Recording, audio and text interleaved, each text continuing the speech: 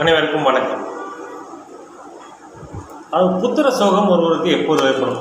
புத்திரர்களை பெற்ற மகனையும் மகளையும் புத்திரர்களை இழக்கும் நிலை ஒருவருக்கு எப்போது ஏற்படும் என்பதை ஒரு உதாரண வீடியோவில் பார்க்கலாம். பொதுவாகவே ஒரு மகனின் ஜாதகத்தை வைத்து தந்தைக்கு கண்டமா அல்லது தந்தைக்கு கர்மம் செய்கின்ற அமைப்பு இருக்கிறதா என்பது 9ஆம் பாவகம், பாவகாதிபதி, சூரியன் இவர்கள் நிலையை வைத்து அது சம்பந்தப்பட்ட தசாபுத்தியில் நடக்கும்போது பாபத்துவமாக இருக்கும் நிலையில் ஒருவர் தந்தையார் மரணமடைவார். அதே போல புத்திர சோகம் என்பது குரு பாதிக்கப்பட்ட 5ஆம் இடம் 5ஆம் அதிபதி பாதிக்கப்பட்டிருக்கும் நிலையில் ஒருவருக்கு அது சம்பந்தப்பட்ட தசாமுத்தியில் நடக்கும் நிலையில் புத்திர சோகமோ, அதாவது புத்திரர்களால் விரயம் அல்லது புத்திரமே விரயம் போன்ற சம்பவங்கள் நடக்கும். இதை எப்படி கண்டுபிடிப்பது என்பதை ஒரு உதாரண ஜாதகம் மூலம் பார்க்கலாம். இந்த ஜாதகர் பிறந்தது பார்த்திங்கன்னா 26/8/1949 8:15 AM என்ற அளவில் பிறந்திருக்கார். பூச நட்சத்திரம், கடகராசி, கடக லக்னம். லக்கணத்துக்கு லக்கணத்திலேயே சந்திரன், சுக்கிரன், 2ஆம் வீட்டில் சனி, 3ஆம் வீட்டில் கேது, 7ஆம் வீட்டில் குரு, 9ஆம் வீட்டில் ராகு, 10ஆம் வீட்டில் செவ்வாய் புதன், 11ஆம் வீட்டில் செவ்வாய் புதன், 12இல் சூரியன். இதுதான் இந்த ஜாதகத்தினுடைய கிரக நிலை. இந்த ஜாதகத்துக்கு பார்த்தீங்கன்னா தற்பொழுது சந்திர திசையில் கேது புத்தி நடந்து கொண்டிருக்கிறது. பொதுவாகவே ஒரு ஜாதகத்தில் குருவும் சுக்கிரனும் ஒருவருக்கொருவர் பார்த்துக்கொள்வது நல்ல நிலை அல்ல. புத்திர பாக்கியம் தாமதப்படும், மேலும் புத்திரர்களால் பிரச்சனையும் ஏற்படும். சந்திரன் இங்கே அமாவாசைக்கு நெருங்கிய நிலையிலிருந்து சுக்கிரனுடன் நெருங்கி இணைவதால், அதாவது தனது ஒளித்தன்மையை மீண்டும் பெறுகிறார். அமாவாசைக்கு அடுத்து, அதாவது 2 நாள் கழித்து பிறந்திருந்தாலும் ஒளியிழந்த சந்திரனாக இருந்தாலும் சுக்கிரனுடன் இணைந்து ஒளியை பெறுகிறார். மேலும் அந்த சுக்கிரன் குருவின் பார்வையில் இருக்கிறார். குருவும் சுக்கிரனும் ஒருவருக்கொருவர் பார்த்துக்கொள்வது நல்ல நிலையல்ல. மன வாழ்க்கையிலும் சரி, அதாவது புத்திர விஷயங்களும் சிலது மாறுபாடான பலன்களை தரும் என்பது நாம் அறிந்தது. இந்த ஜாதகருக்கு தற்பொழுது நடக்கொண்டிருக்கும் திசை பார்த்திங்கன்னா சந்திர திசை, அதாவது சந்திர திசை. சந்திரன், அதாவது சாரத்தின் வழியாக பலன்கள் இல்லை என்பதை எல்லா நிலையிலும் ஏற்றுக்கொள்ளக்கூடியதல்ல. ஒரு கிரகத்தின் காரணம் வேண்டுமானால் தசாபுத்தி நடக்கலாம், தசாநாதனை எடுத்துக்கொள்வாரே தவிர ஆதிபத்திய பலன்கள் என்பது தான் நின்ற நட்சத்திர நாதன் வழியாகத்தான் நடைபெறுகிறது என்பதற்கும் இந்த ஜாதகம் ஒரு உதாரணம். இந்த ஜாதகருக்கு சந்திர திசையில் கேது புத்தியில் இவருடைய மகனை இழக்கிறார். மகன் எதிர்பாராத விதமாக மகன் மரணமடைகிறார். இதற்குண்டான கிரக நிலைகள் ஏன் இந்த ஜாதகருக்கு புத்திரை இழக்கும் சூழ்நிலை ஏற்பட்டது என்பதை, அதாவது கேது சந்திரன் பார்த்தீங்கன்னா சந்திரன் பூச நட்சத்திரம் சனிசாரத்தில் இருக்கிறார், அட்டமாதிபதி சனிசாரத்தில் இருக்கிறார்.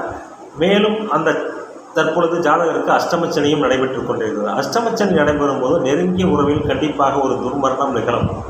அது வேறு யாராக உறவாக இருக்கலாம் அல்லது நெருங்கிய உறவாக இருக்கலாம். பெற்ற குடும்பத்திலே, தான் இருந்த குடும்பத்திலேயே ஒருவருக்கு துர்மரணம் போன்றவை ஏற்படக்கூடிய வாய்ப்பு உண்டு.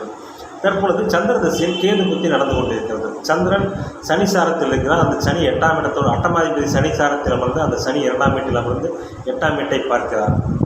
கேது புத்தி நடக்கிறது. கேது பார்த்திங்கன்னா கேது செவ்வாயை போல் பலம் தருவார் என்பதும், மேலும் கேது செவ்வாயின் சாரத்திலேயே இருக்கிறார் என்பதும், அந்த செவ்வாய் புதனுடன் இணைந்து சனியின் பார்வையில் இருக்கிறார். ஆக மொத்தம், அதாவது 5ஆம் பாவகாதிபதி 5ஆம் இடத்தை பார்ப்பது தவறு. செவ்வாய் 5ஆம் பாவகாதிபதியானாலும் 5ஆம் பாவகத்தை பார்ப்பது தவறு என்பதாலும் அந்த செவ்வாய் சனியின் பார்வையில் இருக்கிறார். கேது புத்தி நடந்து கொண்டிருக்கிறது. கேது சனிசாரத்தில் இருக்கிறார். ஆக மொத்தம் புத்திர சம்பந்தப்பட்ட சோதனைகள் இந்த ஜாதகருக்கு காத்து கொண்டிருக்கிறது என்று அர்த்தம். சரி, இதை எப்படி உறுதிப்படுத்துவது? இதற்கு மகனின் ஜாதகத்தை வைத்து அந்த ஜாதகத்தில் மகனுக்கு ஆயுள் கண்டம் இருக்கிறதா, மகனுடைய குழந்தைகளுடைய ஜாதகம் எல்லாவற்றையும் ஒட்டுமொத்தமாக பார்த்து தான் நாம் அதாவது மகனுக்கு மரணம் ஏற்படக்கூடிய வாய்ப்பு இருக்கிறதா, புத்திரரை இழக்கும், தன்னுடைய குழந்தையை இழக்கும் அமைப்பு அந்த ஜாதகத்துக்கு இருக்கிறதா என்பதை ஒட்டுமொத்த ஜாதகத்தை வச்சு தான் கன்க்ளூஷன் பண்ணணும். ஆனாலும் இந்த ஜாதகத்தை பார்த்திங்கன்னா புத்திரான விரயம் என்பது நிலை இந்த ஜாதகத்துக்கு இருக்கிறது. அது புத்திர விரயமாக இருக்கலாம், புத்திர ஸ்தானத்துக்கு விரயமாக இருக்கலாம், எப்படி வேண்டுமானாலும் இருக்கலாம். இங்கே 5ஆம் பாவகாதிபதி சனி 5ஆம் வீட்டை பார்ப்பதும், சனியின் சாரத்தில் இருக்கின்ற கேது புத்தி அந்த சனி 5ஆம் அதிபதியை பார்ப்பதும், 5ஆம் வீட்டுக்கு எந்த விதமான சுபகிரக தொடர்பும் இல்லாததும், புதன் 5ஆம் வீட்டை பார்த்தாலும் அங்கே செவ்வாயுடன் இணைந்து பாவத்துவம் அடைகிறார். இங்கே நவாம்சத்தில் பார்த்தீங்கன்னா 5ஆம் அதிபதி செவ்வாய் சனியுடனே இணைந்திருக்கிறார். செவ்வாய் சனி சேர்க்கை ஒரு ஆகாத சேர்க்கை. இந்த அமைப்பில் இந்த ஜாதகருக்கு சந்திர திசை, அதாவது 7ரை சனியும் சந்திர திசையும் சந்திக்கவே கூடாது. 7ரை சனி சந்திர திசை, 7ரை சனி ராகு திசை போன்ற அமைப்புகள் நடக்கும்போது கண்டிப்பாக கெடுபலன்கள் சற்று மனம் அழுத்தப்படக்கூடிய சம்பவங்கள் உறுதியாக நிகழும் என்பதற்கு இந்த ஜாதகம் ஒரு உதாரணமாகும். என்னதான் சந்திரன் அங்கே ஒளி பெற்ற சந்திரனாக இருந்தாலும் சுக்கிரன் இணைவது ஒன்றும் அவ்வளவு நல்ல அமைப்பு அல்ல. இந்த அமைப்பில் சனி திசை சந்திர திசை 8ஆம் சாரத்தில் அமர்ந்திருக்கின்ற சனி திசையில் கேது புத்தியில் செவ்வாய் 11ஆம் இடத்தில் அமர்ந்து 5ஆம் இடத்தை பார்க்கின்ற கேது புத்தி, செவ்வாயின் சாரத்தில் இருக்கின்ற கேது புத்தியில் அந்த செவ்வாய் சனியின் பார்வையில் இருக்கிறார். ஆக மொத்தம் 5ஆம் பாவகம், பாவகாதிபதி 5ஆம் பாவகத்துக்கு சுபத்தர்மம் இல்லை. 5ஆம் பாவகாதிபதியும் சனியின் பார்வையில் இருக்கிறார். 5ஆம் பாவகத்தையும் செவ்வாய் பார்க்கிறார். இந்த அமைப்பில் இந்த ஜாதகருக்கு புத்திரர்களால் விரயம் அல்லது புத்திரனே விரயம் என்ற அமைப்பு உறுதியாக தெரிகிறது. அம்சத்தில் பார்த்தீங்கன்னா கிளியராகவே தெரியும். செவ்வாய் சனியுடன் இணைந்திருக்கிறார். இது எந்த நிலையிலும் நல்ல நிலை அல்ல. மேம்போக்காக பார்த்தால் குரு நீசபங்கம் அடைந்திருப்பது போல் தோன்றும்.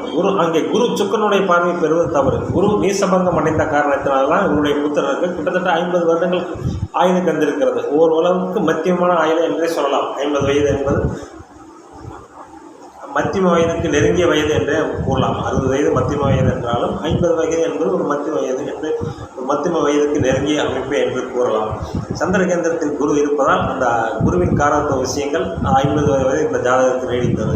மேலும் சந்திர திசையும் அஷ்டமத்தனியும் நடக்கும்போது ஒரு ஜாதகருக்கு அதாவது எண்ணிலடங்கா துயரம் நடக்கும் என்பதற்கு இந்த ஜாதகம் உதாரணம். அஷ்டமச்சனியும் சந்திர திசையும் 8ஆதிபதியின் சாரத்தில் அமர்ந்த சனி புத்தியும் சனி செவ்வாயை பார்க்கிறார் என்பதன் அடிப்படையில் இந்த ஜாதகருக்கு புத்திர சோகம் ஏற்பட்டது என்பதை நாம் அறிந்து கொள்ளலாம். எனவே ஒரு கிரகத்திற்கு ஆதிபத்திய பலன் என்பது சாரநாதன் வழியாகத்தான் நடக்கிறது என்பதற்கும் இந்த ஜாதகம் ஒரு உதாரணம். சாரத்தை பார்க்காமல் ஆதிபத்திய பலன்கள் நடக்காது.